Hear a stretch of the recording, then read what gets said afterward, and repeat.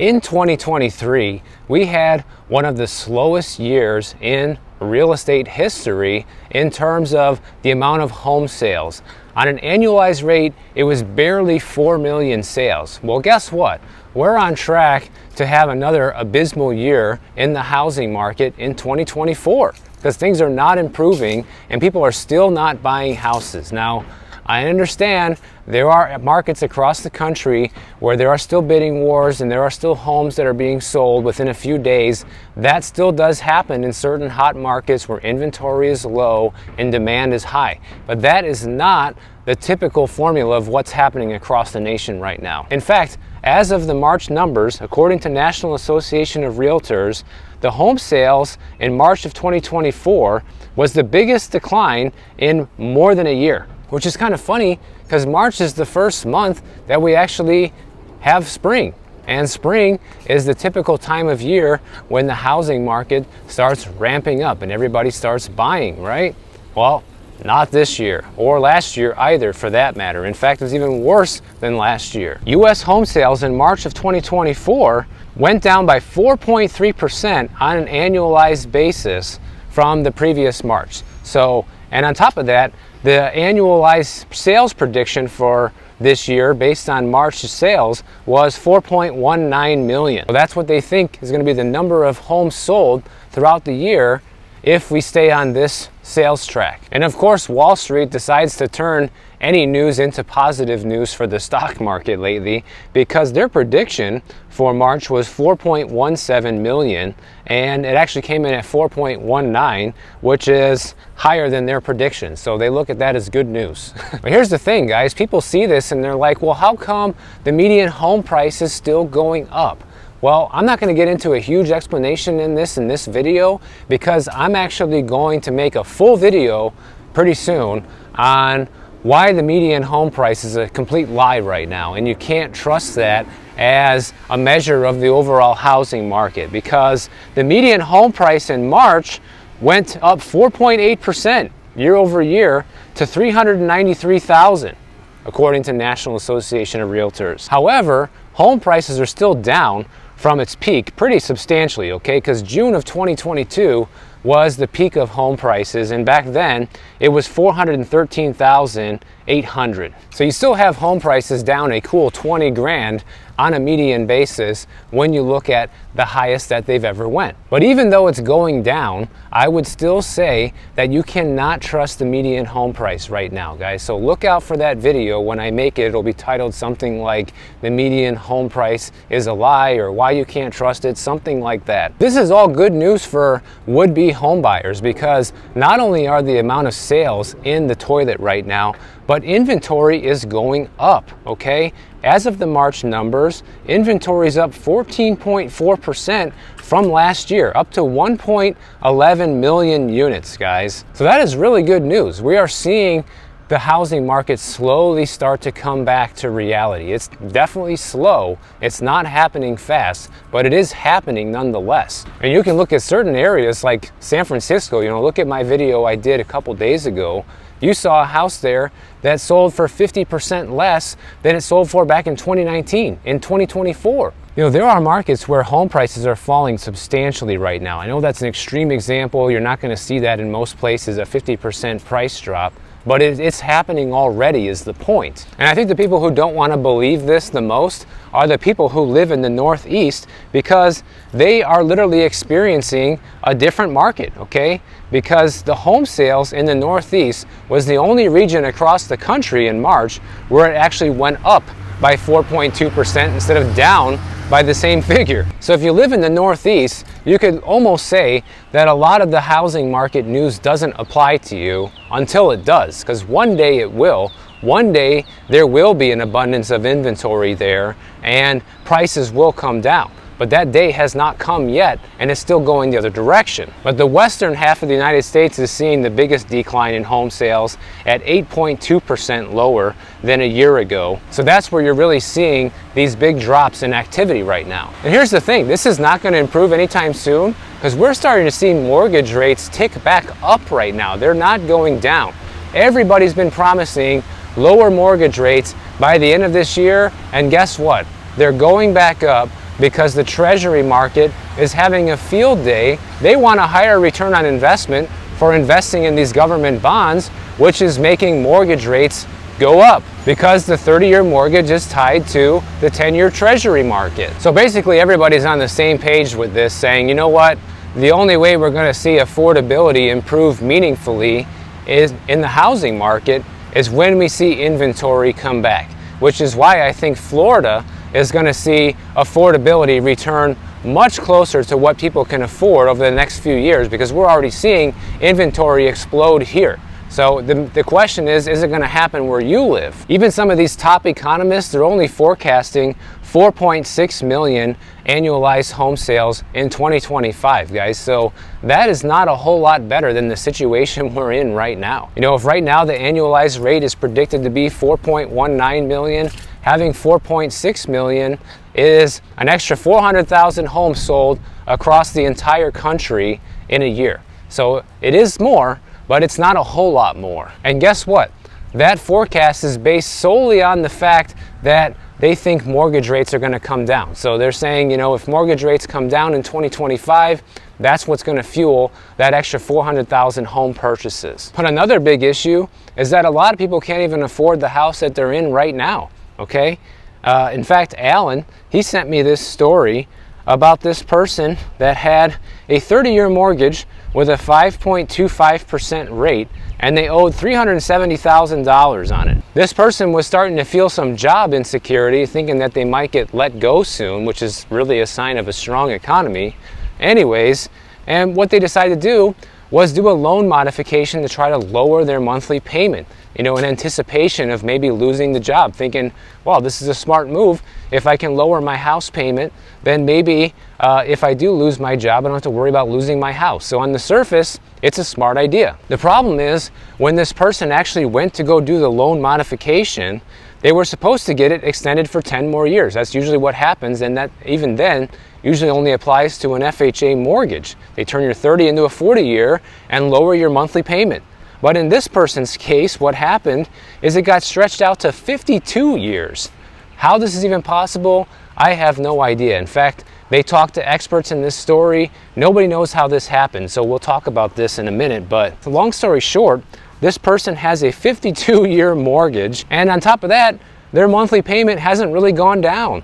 They said they're paying close to the $3,000 a month that they were paying before. Here we have a house for sale, brand new listing for $3.95 million. They just came out a couple weeks ago and listed this house, and prior to then, it has not sold since 1991 for $241,000. The current owner recently did take out a mortgage on this property of a little over $1 million for 6.77%. So they probably have a pretty hefty payment on this place now and are looking to unload it. Let's see what it's going to sell for in the future.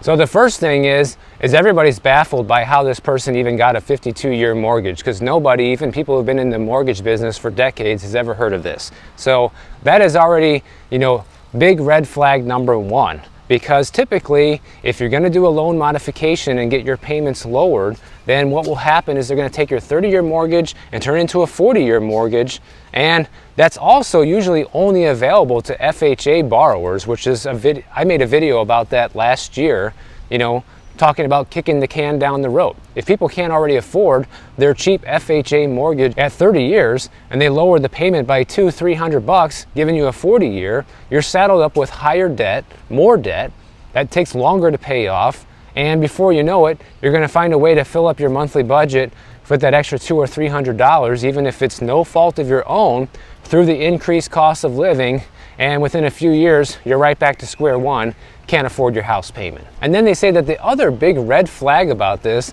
is the fact that their mortgage payment is not lower. So, you know, this person had the right idea, I guess, to do the loan modification, trying to lower their monthly payment, but apparently they didn't think past anything else, because whenever they sign on the dotted line, whenever you do your loan modification, they're going to tell you what your new monthly payment is going to be before you finalize all this stuff. Otherwise you can just, say I don't want to do it. So there is a high probability that this person was either ripped off or there's some sort of fraud involved, and the advice to them is to go back to their bank and demand to know why their monthly payment hasn't changed, because that was the whole reason that they did this loan modification to begin with. It's stuff like this, guys, that is not only causing people major financial problems right now, but it's just the fact that no one pays attention to anything that they're doing. Like, I'm gonna sign up for this loan modification and pay no attention to what my new monthly payment's gonna be. I'm just gonna sign on the dotted line. I mean, it's stupid, guys. It's really stupid. And it's why I cover stories like this in my videos, so you don't make those mistakes. You can hear about the dumb things that other people do and not repeat it for yourself. Now here's a house that's just 1 block away from the previous home, and they're listed much lower at $3.295 million. So basically $700,000 cheaper, but it's been listed for 90 days and nobody has purchased it and no price cuts yet. They bought it back in 2021 for $1.8 million. But the interesting thing is, people always say no one's going to give up their 2.7% mortgage rate. Well, not true, because take a look at these people. They have a 2.37% mortgage rate, one of the lowest I've ever seen, that they got back in 2021 when they purchased this house, and they're selling, guys. So that's just a big lie. It's a myth that people aren't going to give up these loans. Clearly, they're giving them up, especially in expensive houses like this that are just super expensive to maintain. Property tax bills, $30,000 a year. Insurance is probably close to that amount as well. And then throw in your mortgage payment. I mean, it's just so expensive to own a house like this, it's not even funny. Now, one of my other viewers who didn't send me their name, so I don't know their name, but I know their situation, sent me this housing buying scenario right now that is just absolutely stunning when you hear about this, okay?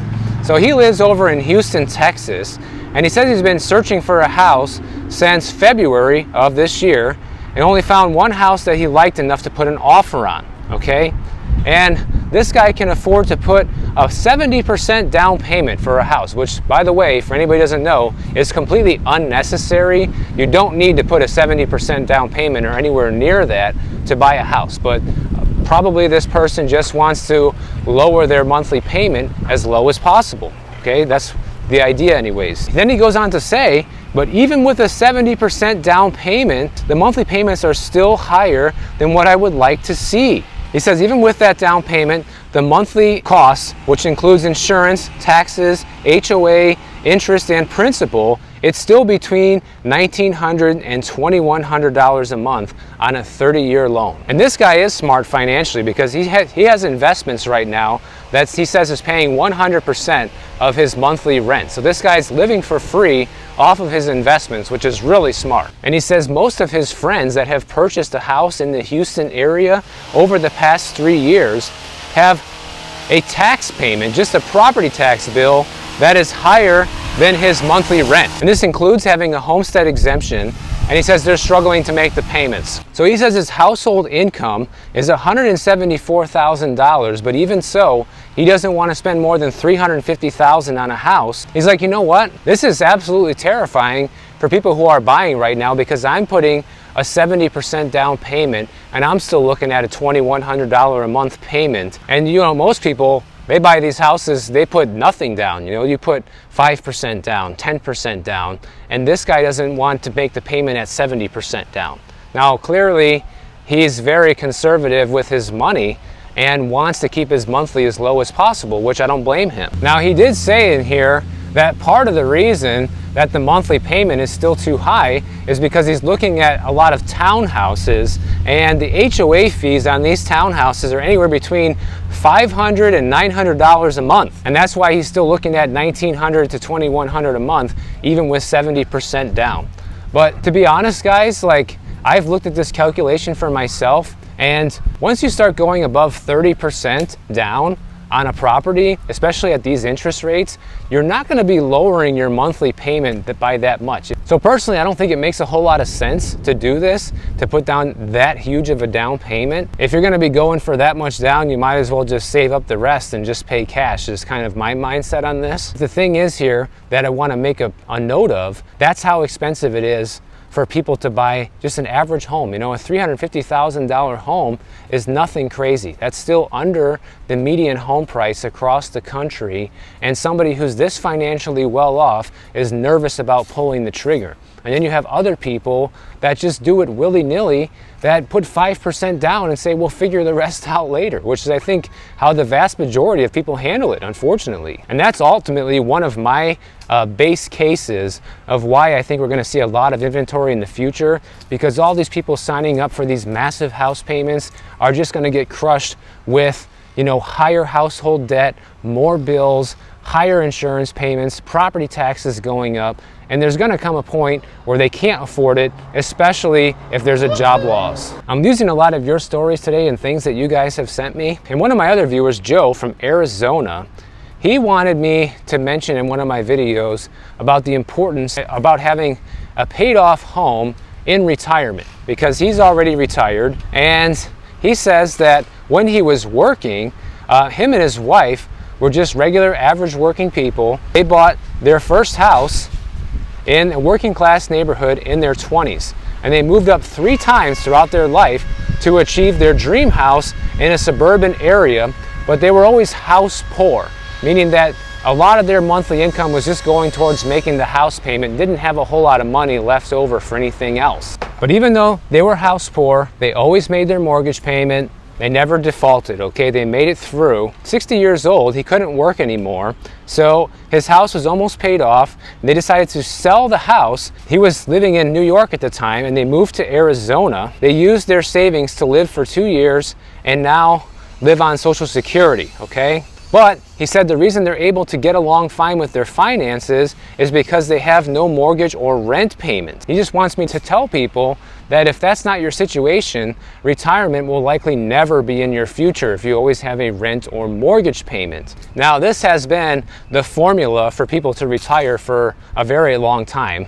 You know, part of the successful math working out for people in retirement has always been to have no mortgage payment. However, like I've pointed out many times in my videos over the past couple of years, even today, if you have no mortgage payment at these home prices and a lot of locations, just the sheer amount of property taxes and insurance that you are paying can equal a mortgage payment, if not go beyond that. So it can still be very expensive to own a home, and plus you have to pay for your own maintenance and all of this, even without a mortgage payment.